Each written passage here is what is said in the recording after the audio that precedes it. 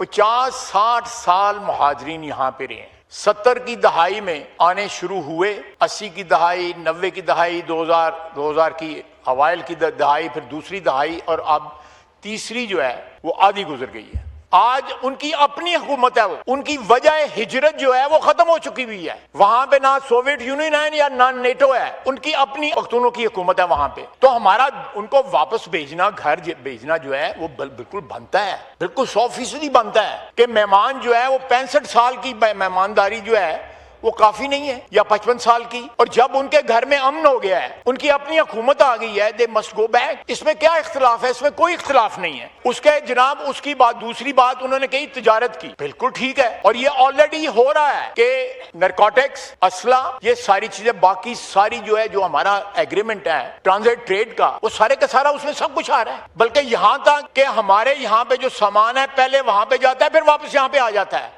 اور اس پہ کوئی کسٹم ڈیوٹی نہیں پے کی جاتی. آپ کو بھی پتا ہے, ساری دنیا کو پتا ہے.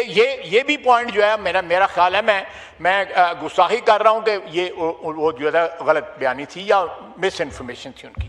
تیسرا جو ہے جناب والا, یہ ہمارے تعلقات کی, جو افغانستان کے ساتھ تعلقات کی جو ہے تاریخ جو ہے وہ بڑی پیچی تاریخ ہے. Right from the day one Afghanistan سب سے آخری ملک تھا جس نے پاکستان کو ریکگنائز کیا تھا, اور اس کے بعد جو ہے اگلے 2 سال میں 48, 49 اور 50 کے اندر 2 دفعہ انویژن جو ہے کی گئی پاکستان کے اوپر افغانستان کی طرف سے. اس کے بعد جو لوگ کہتے تھے کہ اسٹریٹجک ڈیپتھ تھی, میں اس کو انڈورس نہیں کرتا. ماڈرن وارفیئر جو ہے اس کے اندر اسٹریٹجک ڈیپتھ کی کوئی وقت ہی نہیں ہے, کوئی وقت نہیں ہے اسٹریٹجک ڈیپتھ کی. میں آج بھی کنڈیم کرتا تھا, اس وقت بھی کنڈیم کرتا تھا. آپ نے 200 کلومیٹر 400 کلومیٹر جو ہے ہندوستان کے اندر تباہی جو ہے, بربادی جو ہے وہ برپا کر دی, اپنے گھر بیٹھ کے برپا کیا آپ نے. آپ کو ضرورت تھی اسٹریٹجک ڈیپتھ کی, ضرورت تھی. یہ سب سے بڑا ثبوت ہے کہ ہم نے اپنے گھر میں بیٹھ کے جو ہے ہندوستان کی تقریباً 250-300 کلومیٹر تک جو ہے ڈیپ جو ہے ہر چیز جو ہے ڈسیبل ہوگی. یا کوئی اور ایڈیولوجیکل قطعی طور پہ غلط ہے. افغانستان ایک انڈیپینڈنٹ ملک ہے, ہمارا صوبہ نہیں ہے, نہ ہمارا کوئی انٹینٹ ہے اس کو صوبہ کہنے کی. جو شخص کہتا ہے کہ وہ 5واں صوبہ ہے, وہ خام خیالی ہے, وہ کسی بیوقوفوں کی جنت میں رہتا ہے. We want to coexist, peacefully coexist. We don't want to fall in love with them, or perhaps they also don't want to fall in love with us. ہم لیکن ڈیسنٹ ہمسایوں کی طرح تو جو ہے رہ سکتے ہیں, بالکل ڈیسنٹ.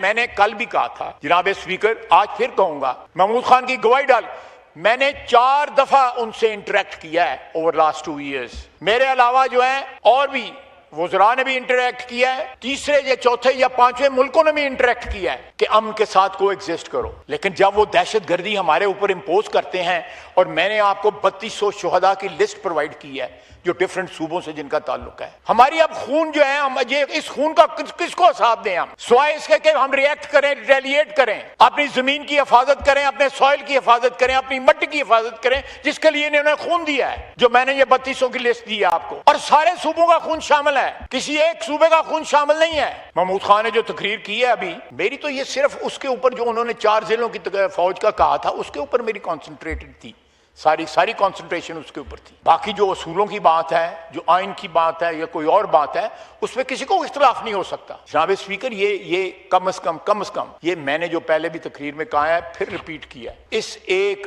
نقطے کے اوپر پوری قوم کو جو ہے متحد ہونا چاہیے. یہ خون رائے گاہ نہیں جانا چاہیے. یہ خون جو ہے ہماری عظمت کا نشان ہے, ہمارے پاکستان کی عظمت کا نشان ہے, اس مٹی کی عظمت کا نشان ہے جس کے لیے یہ خون بہایا گیا ہے. اور ہم اس خون کے ایک ایک قطرے کا حساب لیں گے. یہ رائے گاہ نہیں جائے گا. ہم اس دوران جب یہ شہید ہو رہے تھے بچے, اس دوران بھی ان سے بات کر رہے تھے, اس دوران بھی انقرہ میں, دوحہ میں, جدہ, ریاض میں, کابل میں. میں کابل گیا, اب یہ بتائیں مجھ سے انہوں نے 10 ارب روپیہ مانگا, اور میں بھی تیار ہو گیا دینے کے لیے.